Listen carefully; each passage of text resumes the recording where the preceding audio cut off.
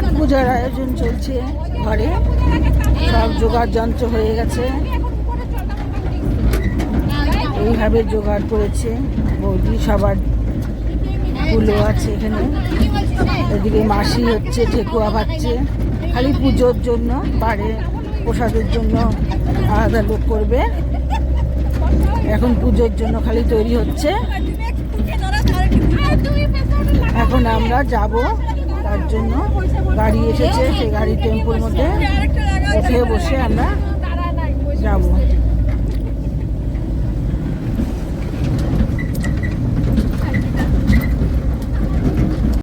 আর বৌদিরা মিলে সবাই আনন্দ করে এই দিনটা আমরা কাটাই, খুব ভালো লাগে।